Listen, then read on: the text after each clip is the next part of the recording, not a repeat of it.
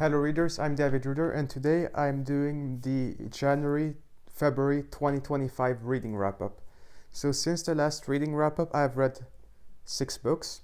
So the first book I read, which I actually finished reading in December, is Pure Invention, How Japan Made the Modern World by Matt Alt, written in 2020.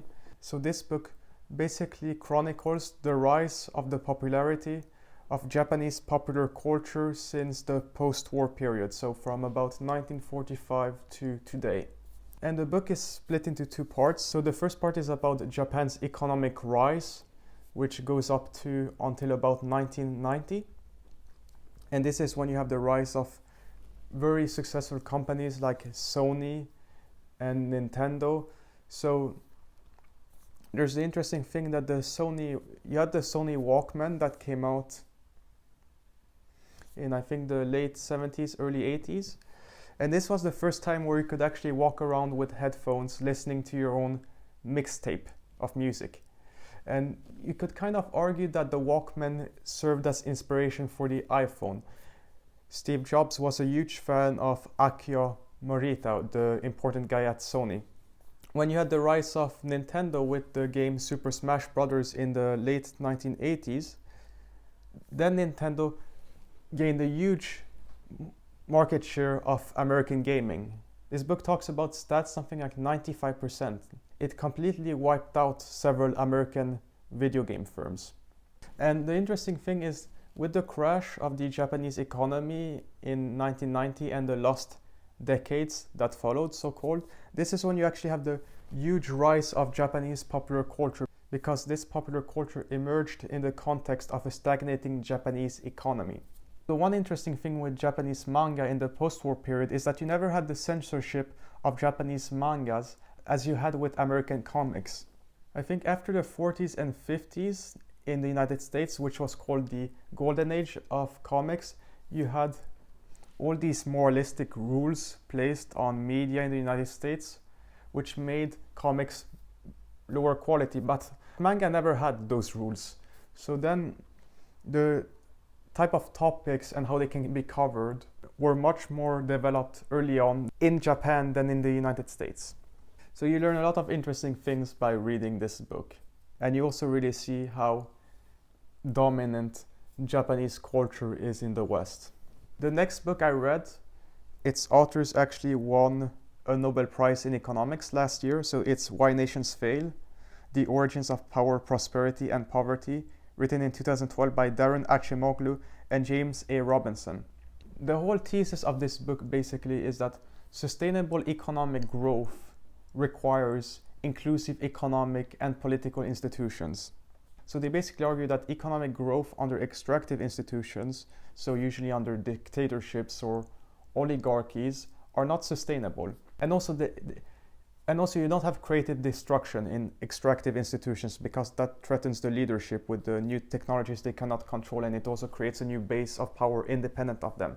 So that's why the Roman Empire was anti-innovation in a sense, or why the Soviet Union, they had some economic growth, but they eventually plateaued in progress, while the United States keeps innovating more and more because they have very inclusive institutions. So they go very hard against the idea of geographical determinism.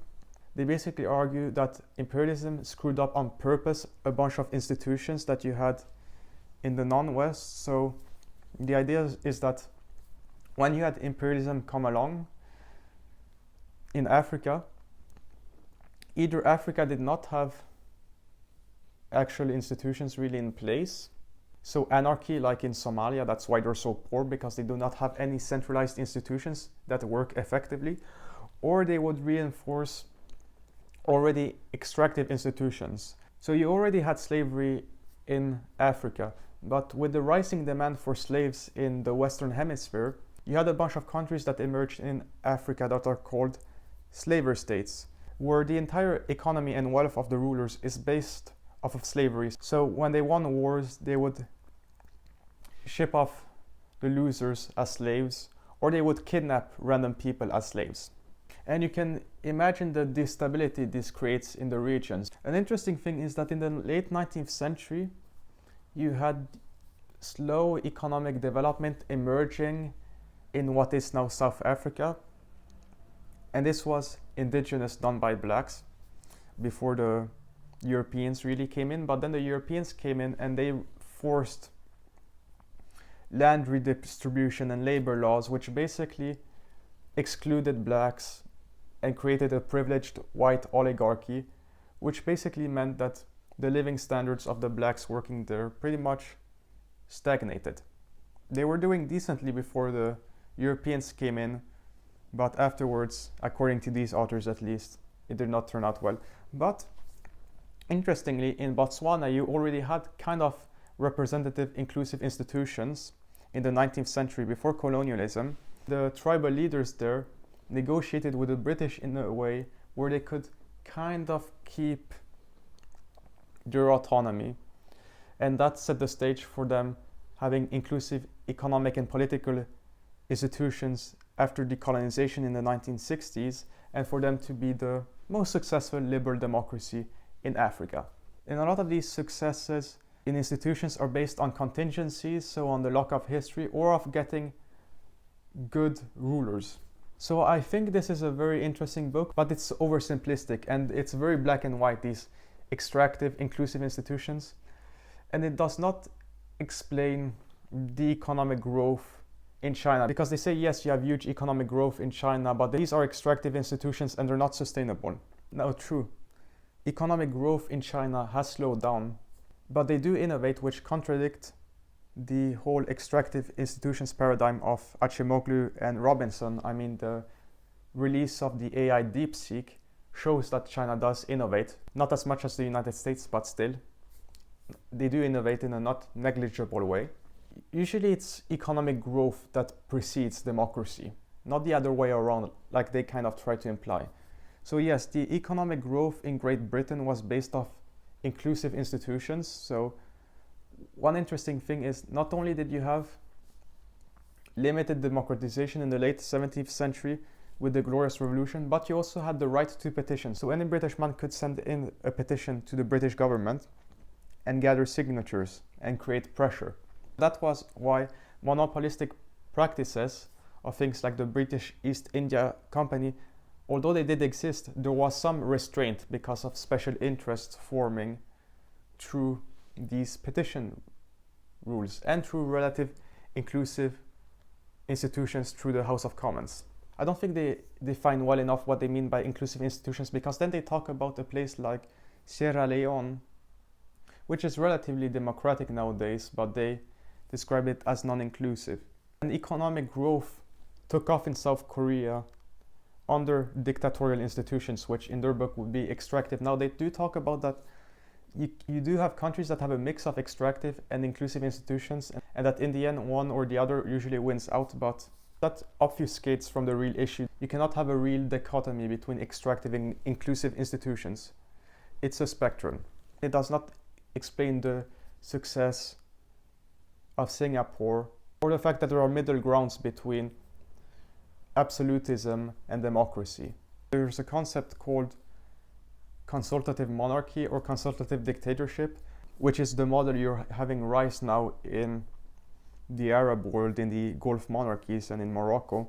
And it's the model that Singapore has had, where you have dictatorial control, but you do have some consultation with citizens through institutions that citizens can go to give suggestions or complaints. So it's a very interesting and important book to read, but it's too black and white. Another book that's too black and white, but that's worth also reading, is The Myths of Geography by Paul Richardson. So I've reviewed this book already. And yeah, it's basically a treatise of why geopolitics is wrong. It does a very good job debunking the importance of geography for Russian aggression in Eastern Europe. But then it claims that sovereignty and borders are a myth and that the nation is a myth, which no, that's not really true. Paul Richardson offers an interesting critique of geopolitics. He just goes too much to the other extreme, where he basically claims that, yeah, geography doesn't really matter. Next book I read is The Fellowship of the Ring by J.R. Tolkien, written in 1954. So this is part of the Lord of the Rings trilogy. So I've read The Fellowship of the Ring now and around 100 pages of the second book, but now I've taken a break because it's written as a classic. So it gives a very different feeling of reading than modern novels. So it is very well written, but a lot of the novel is just the main characters walking and walking and then singing. And then there's a ton of world building, which is quite cool, but it's a lot. So yeah, I enjoyed reading The Fellowship of the Ring, but it's something that you read slowly, at least for me. So I think the second part of Lord of the Rings, I will probably get back to it sometime, but I need to be in the right mood. You need to be in the right mood to read these older, longer novels. But there is a certain sense of amazement when you read J.R.R. Tolkien, because you really understand how developed his world building is. So for example, the first chapter is just about hobbits, and it's charming and quite funny. Then you have unsettling things like Gollum. So he barely appears in the first part of the trilogy, but yeah, he's just an unsettling character. So if you want to read classical fantasy, you should definitely check out Lord of the Rings. It basically presents a myth of Middle Ages rural England. The next book I read is actually an ebook, South Korea, The Crossroads, Autonomy and Alliance in an Era of Rival Powers, written by Scott A. Snyder in 2018. So this book was actually recommended to me way back in May last year, after I released my New Koreans book review. And it's basically a history of South Korea's foreign policy from 1948 until about 2016. So it covers the era from Syngman Rhee, the first leader of South Korea, until Park Geun-hye, who was impeached. Yeah, you've had several presidents in South Korea impeached. And I'm actually writing my bachelor thesis right now about South Korea, so this was a useful book to read. One central point of this book is that South Korean foreign policy has been quite constrained by American influence, because the key part of South Korean foreign policy is the US-ROK alliance. They have something called the Mutual Defense Treaty, signed in 1953 after the Korean War. And since South Korea democratized in 1988, South Korea's foreign policy has been slowly becoming more autonomous, and they had something called Nordpolitik in the 90s, where they normalized relations with Russia and China. And you've also had politicians like Kim Dae-jung in the late 1990s trying to improve relations with North Korea through economic cooperation. So you had things being built like the Kaesong industrial complex. The thing is that North Korea doesn't really have any real interest of reaching an accommodation with South Korea. So I think it was in 2006 that North Korea detonated its first nuclear bomb, and since then relations between the two Koreas have deteriorated, and the popularity of the US-ROK alliance has increased.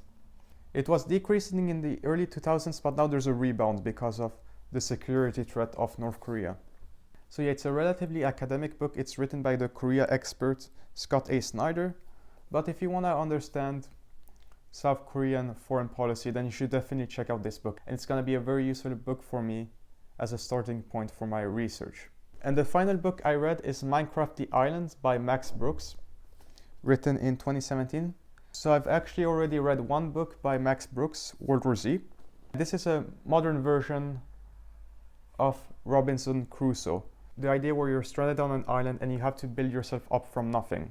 But here this is Minecraft, of course, so the world is blocky. So I never talk about this on my channel, but the one video game I played a ton as a teenager was Minecraft. I haven't played now in half a year or so, so I've lost interest. But this is a very nostalgic read. I probably started playing Minecraft in 2013, 2014, so I played the game for about a decade. And I had a lot of fun doing it. The cool thing with the game Minecraft is that the updates of the game are free. So each year you had a new thing added on, new mobs, new structures, new things to explore.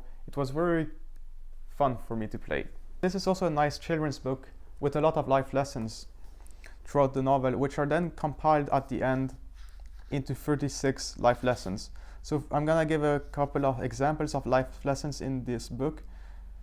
So for example, keep going, never give up, panic drowns thought, growth doesn't come from a comfort zone but from leaving it, revenge only hurts you, books make the world bigger,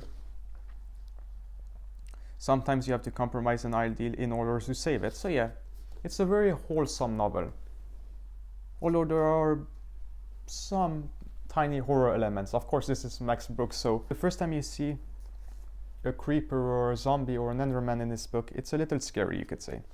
I really enjoyed this book. I gave it 5 stars on Goodreads. If you loved playing the game Minecraft like I did when I was a teenager, you'll definitely enjoy reading this book. It's very well written. So those were the books I read so far for the 2025 wrap-up part 1. You can expect more Asia-themed books in the coming months. But otherwise, I'm the Avid Reader, and I will see you readers next time.